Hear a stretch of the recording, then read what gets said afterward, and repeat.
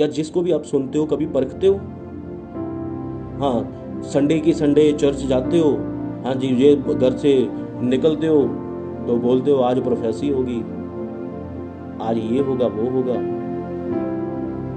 कभी भी परमेश्वर से ये तो नहीं पूछते कि परमेश्वर आज तेरे वचन को सुनने जा रहा हूँ, तेरे वचन को समझने के लिए जा रहा हूँ मैं, मुझे बुद्धि दे दीजिए परमेश्वर कि मैं अच्छे तरीके से वचन को समझूं और अपनी बाइबल के बीच में से चेक भी करूं उसे कि जिस चर्च में जा रहा हूं, जिस पास्टर को मैं सुनने जा रहा हूं, वो पास्टर परमेश्वर तेरी ओर से है कि नहीं, तेरा आत्मा उसके अंदर है कि नहीं। क्यों नहीं परखते हो आप? मैं वचन पढ़ता हूं, 1 यूहन्ना 4 उसका 1 वचन में लिखा है कि हे प्रियो, हर एक आत्मा पर विश्वास ना करो। ये कौन कहता है? परमेश्वर का वचन कहता है कि हे प्रियो, यहां पर लिखा है हे प्रियो, सबको प्रिय बोला है, सबको परमेश्वर का वचन यही कहता है। परमेश्वर इसी वचन से बात करते हैं सबको। ना परमेश्वर हे होए ये नहीं बोलते, होए नहीं बोलते परमेश्वर कभी भी। परमेश्वर ये कहते हैं कि हे प्रियो, क्योंकि सबको परमेश्वर आपको प्यार करते हैं, चाहे आप गलती में हो, पाप में हो, बुराई में हो, अंधकार में हो, व्यभिचार में हो, नशों में हो, तो परमेश्वर आपको प्रेम से ही बुलाते हैं। हालेलुया। तो वचन कहता है कि हे प्रियो, हर एक आत्मा पर विश्वास ना करो, वरन आत्माओं को परखो कि वह परमेश्वर की ओर से है कि नहीं। विश्वास ना करो, यहां पर लिखा है हे प्रियो, हर आत्मा पर विश्वास ना करो, हर आत्मा के ऊपर। इसका मतलब क्या है कि हर एक जिनको आप सुनते हैं वो हर एक सही भी नहीं है ना। हर आत्मा, सभी नहीं बोला ना, हर आत्मा, हर एक स्पिरिट, हर एक पास्टर हो सकता है, हर एक आपका मेंटर हो सकता है, टीचर हो सकता है, आपका कलीसिया मेंबर हो सकता है, जिनको आप spiritual brother, spiritual father, spiritual brother sister बोलते हो। हालेलुया। सबसे पहले उनको चेक करना है। अगर आप चेक नहीं करोगे, ऐसे आप सुनते जाओगे तो आपको पता है कि किस दिन शैतान आपको गुमराह कर देगा, आपको आपके मकसद से भटका देगा, आपको पता भी नहीं चलेगा। आप वचन को सुनते हो, आपने समझना है वचन के बीच में से। तो यहां पर लिखा है कि हे प्रियो, हर एक आत्मा पर विश्वास ना करो, वरन आत्माओं को परखो। यहां पर लिखा है आत्माओं को परखो। आज का वचन क्या है? आज का टॉपिक क्या है? आत्माओं को परखना, जिनको हम सुनते हैं, जिनको हम सुनते हैं, वो टीवी के माध्यम से, यूट्यूब के माध्यम से, फेसबुक के माध्यम से, इंस्टाग्राम के माध्यम से, वो हो सकता है वेबसाइट के माध्यम से। तो वचन कहता है वरन आत्माओं को परखो, वरन आत्माओं को परखो। आपने परखना है अपने पास्टर को, जिनको आप सुनते हैं, परमेश्वर से पूछना है कि वो सही है हमारे लिए, वो चर्च हमारे लिए सही है, वो पास्टर जो हमें सिखाते हैं वो हमारे लिए सही है। तो ये परमेश्वर के सामने आपने जाना है, आज ही प्रार्थना करनी है। हालेलुया। और आगे लिखा है कि वह परमेश्वर की ओर से है कि नहीं, परमेश्वर की ओर से है कि नहीं। यहाँ पे प्रार्थना करनी है ना, आपने पूछना है परमेश्वर से, वचन के बीच में से आपने चेक करना है कि वो परमेश्वर की ओर से है कि नहीं। क्योंकि बहुत से झूठे भविष्यवक्ता जगत में निकल खड़े हुए हैं, बहुत से भविष्यवक्ता वो उठ खड़े हुए हैं, जगत में निकल चुके हैं। आपको प्रभु प्रभु कहने वाले, परमेश्वर के नाम में आपको इमोशनल करने वाले, ब्लैकमेल करने वाले, आपसे दान दशवांश लेने वाले, आपको गलत शिक्षाओं के ऊपर लगाने वाले, वो आपको बताने वाले कि आपके घर में कुछ हो गया है, आपके घर में जादू टोना हो रखा है, आपके घर में इतने समय से आपके घर में ये बंधन है, ये टूटे नहीं है, ये वो है। कोई रोज आपको जादू टोना करता है, आपको आपके घर की दिशा, आपके मकान जो है आपको इस साइड को बनाने चाहिए, आपको सोना इस तरफ चाहिए, आपको आपके बेड के नीचे, आपके सर के तकिए के नीचे आपको बाइबल रात को रख कर सोने की ज़रूरत है। जब आप बाइबल रख के सोओगे तो आपको कोई भी प्रॉब्लम नहीं होगी। मेरे को किसी का फ़ोन आया तो उन्होंने रात मेरे को फ़ोन किया, वो बोले कि पास्टर जी मैंने प्रेयर करवानी थी, तो मुझे कोई प्रॉब्लम हो गई थी, तो मुझे किसी का फ़ोन आ गया, फिर मैं बाद में बिजी, तो उसके बाद में फिर मैंने क्या किया, मैंने बाइबल को उठाकर मैंने अपने तकिए के नीचे रखा और मैं सो गया। तो सुबह जब मैं उठा तो बिल्कुल ठीक था। बाइबल को खोला नहीं, बाइबल को पढ़ा नहीं, तो बाइबल को तकिया बनाकर उसने अपने सर के नीचे रख लिया और वो चंगा हो गया। अरे कहाँ लिखा है बाइबल में, कभी परखा है अपने ये वचन को? वो ही दूसरों को गवाही बताएगा अपनी, वो कहेगा अरे मैं तो रात ऐसे बीमार था तो मैंने क्या किया, मैंने बाइबल उठाई, मैंने बाइबल को तकिए के नीचे रखा, पढ़ा नहीं, मैंने खोला नहीं बाइबल को, मैंने बाइबल को खोला नहीं। जब मैंने उसका तकिया बनाया तो मुझे इतनी नींद आई, मैं फिर सो गया, है ना। तो आप तो मूर्ख हो ही, आपने साथ उसको भी मूर्ख बना दिया जो आपके चर्च कलीसिया में है। तो वो भी परखेगा नहीं, वो भी आज से प्रार्थना करना छोड़ देगा, वो भी कहेगा कि मैंने भी क्या करना है, मैंने भी घर जाना है और आज से मैंने प्रार्थना नहीं करनी, मैंने क्या करना है, बाइबल को सर तकिए के नीचे रखना और मैंने सो जाना है, तो मेरे को रात को कोई दिक्कत नहीं होगी, कोई परेशानी नहीं होगी, कोई प्रॉब्लम नहीं होगी। हालेलुया। तो वचन में तो कभी हमने परखा ही नहीं है अपने आप को, कभी हम परखते ही नहीं है। जब आप वचन को पढ़ोगे, वचन आपके अंदर जाएगा तो अंदर से सब कुछ बाहर आएगा फिर। हालेलुया। बाइबल को पढ़ोगे, वचन को पढ़ोगे, वचन के ऊपर खड़े होगे, वचन के ऊपर चलोगे, शैतान भी आपका विरोध करेगा, वो आपके अंदर से निकलकर फिर बाहर आएगा, उसको जाहिर होना पड़ेगा, उसको आपको छोड़ना पड़ेगा, आपके परिवार को छोड़ना पड़ेगा, आपके घर को छोड़ना पड़ेगा।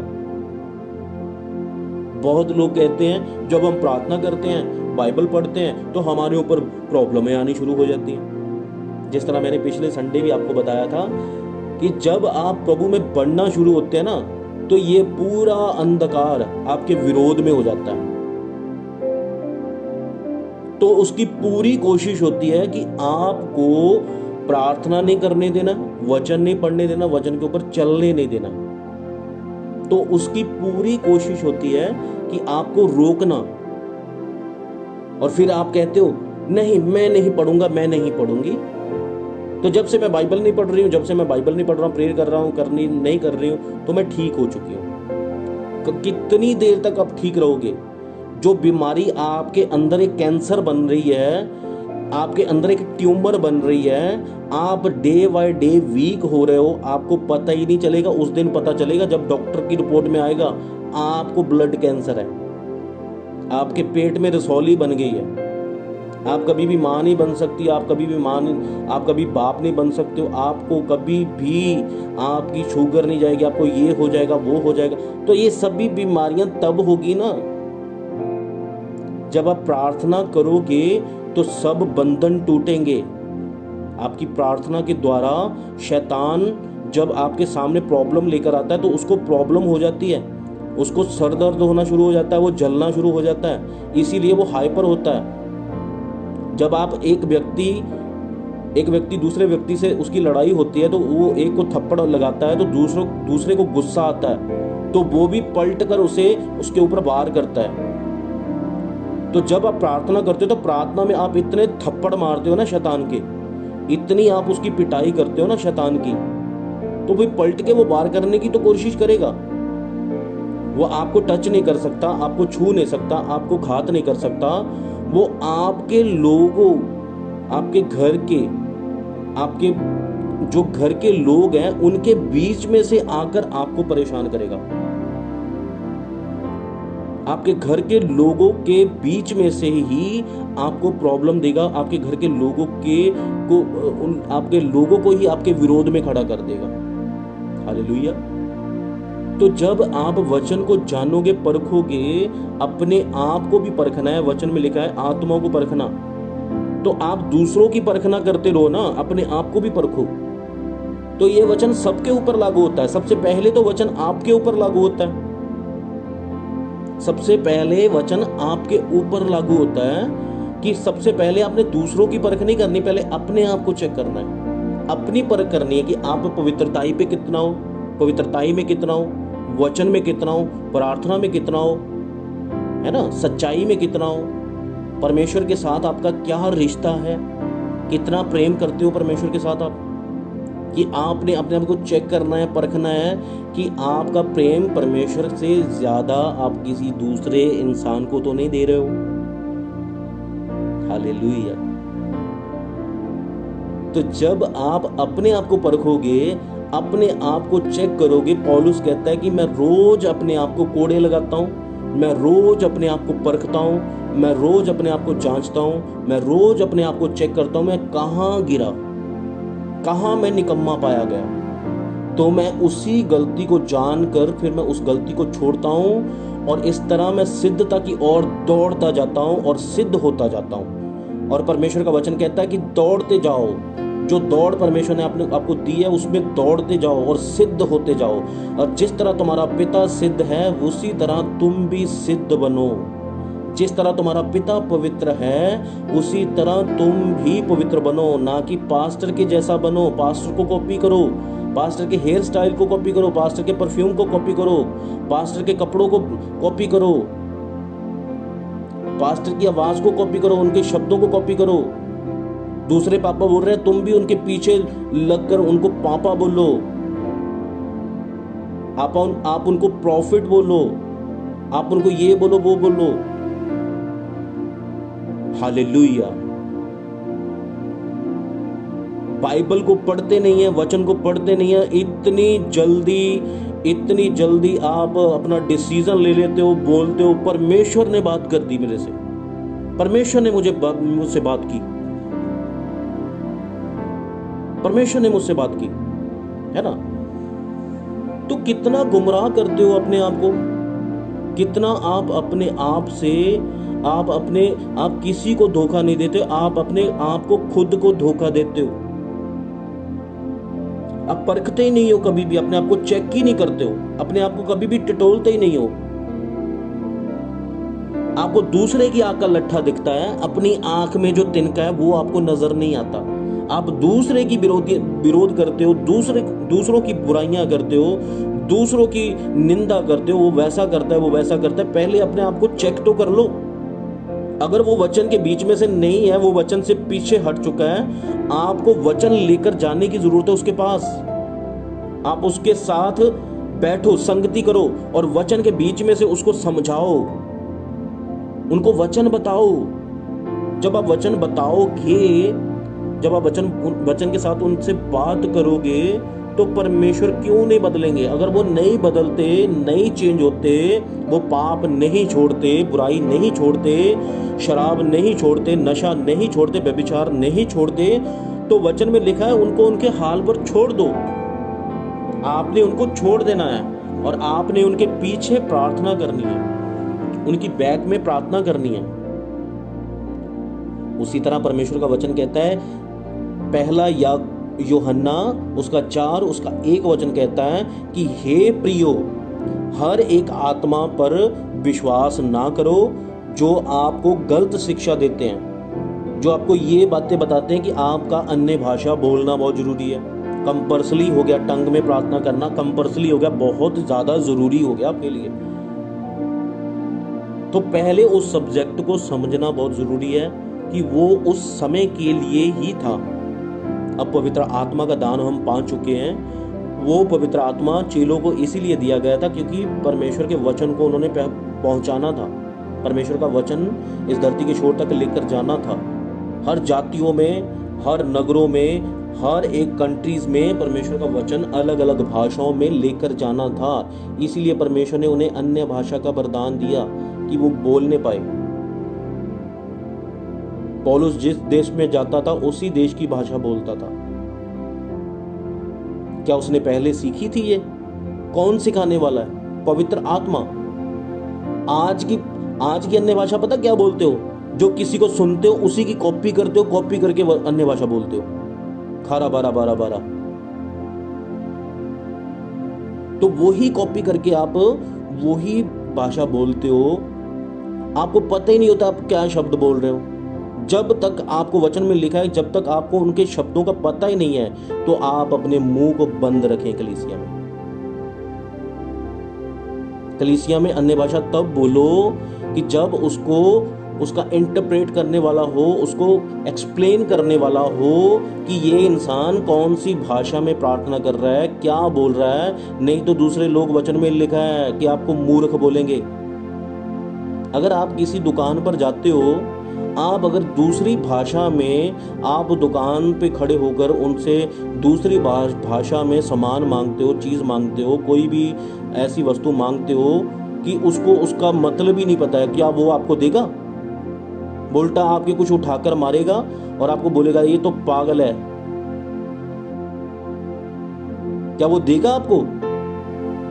तो आज आप परमेश्वर के सामने जाते हो तो 1 घंटा आप पता नहीं कौन सी भाषा में बोलते रहते हो, जिसका मतलब आपको खुद को नहीं पता है और दूसरों को भी आप परेशान करते हो। दूसरे यही बोलते हैं पता नहीं कौन सा इसमें ऐसा आत्मा आ चुका है कि कौन सी भाषा ये बोल रहा है। हालेलुया। परमेश्वर कभी नहीं चाहते कि गड़बड़ी हो। परमेश्वर का आत्मा कभी भी गड़बड़ी नहीं डालता। वचन में लिखा है, पिछले संडे हमने वचन जो पढ़ा था कि जब भी तुम प्रार्थना करो अपना द्वार बंद करो, है ना। यहां तो आप प्रार्थना कर रहे हो, आपके पड़ोसियों को भी दिक्कत हो रही है, पड़ोसियों का भी सर दर्द दूर हो रहा है। हालेलुया।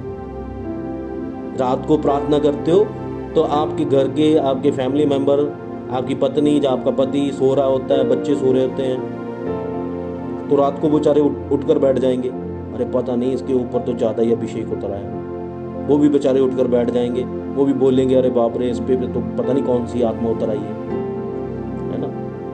तो ये नहीं करता पवित्र आत्मा। किसी को किसी के हाथ रखने से वो नीचे नहीं गिराता। पवित्र आत्मा किसी को, वो तो गिरे हुओं को उठाता है, वो किसी को गिराता नहीं है। वो उठाने के लिए परमेश्वर ने हमें आत्मा दिया है।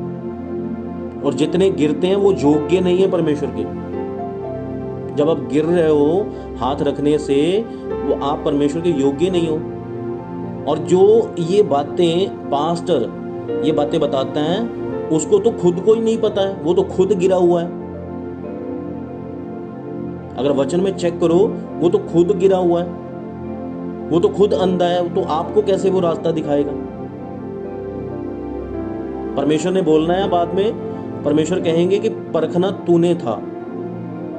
जब आपका न्याय का समय होगा ना, जजमेंट के टाइम, आप स्वर्ग में परमेश्वर के सामने खड़े किए जाओगे, तो परमेश्वर आपसे पूछेंगे कि आपका पास्टर कौन सा है। सबसे पहले तो पास्टरों का न्याय होगा। वो नरक की झील में डाले जाएंगे जो परमेश्वर के वचन को तोड़ मरोड़ कर लोगों को देते हैं, वो वचन में हेर फेर करते हैं, मिलावट करते हैं। सबसे पहले वो नरक की झील में झोंके जाएंगे, फेंके जाएंगे। क्यों नहीं परखते हो आप?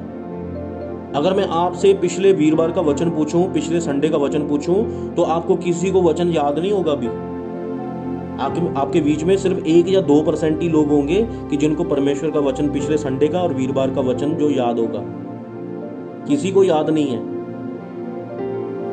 आपने वीरवार का वचन सुना, आप फिर भी अभी आप इतवार तक आपने शराब नहीं छोड़ी, गालियां निकालना नहीं छोड़ा। वचन को सुनते तो हो पर काम में नहीं लाते हो। इसीलिए तो तुम्हारी जिंदगी में प्रभाव नहीं दिख रहा। इसीलिए तो तुम्हारी जिंदगी में परमेश्वर की मर्जी नहीं पूरी हो रही। वचन तो सुन लिया, हालेलुया बोल दिया कि हाँ वचन सही है, आपने फिर प्रार्थना नहीं की, उस रीति से फिर नहीं आप चले, तो आपके अंदर कौन सी आत्मा है, कौन सी ये स्पिरिट है जो आपको चलने नहीं दे रही? आपको बैठने की जरूरत है और परमेश्वर के साथ, और इस दुष्ट आत्मा को डांटने की जरूरत है और निकालने की जरूरत है आपको। जब आप निकालोगे, उसको डांटोगे, तो वो दुष्ट आत्मा जाएगी। हालेलुया। अगर आपको नहीं समझ आ रहा तो आप अपने पास्टर से पूछें, उनसे बात करें, तो वो आपके लिए प्रार्थना करेंगे, आपको समझाएंगे और परमेश्वर आपको नए सिरे से फिर से स्थिर आत्मा आपके अंदर उत्पन्न करेंगे। हालेलुया।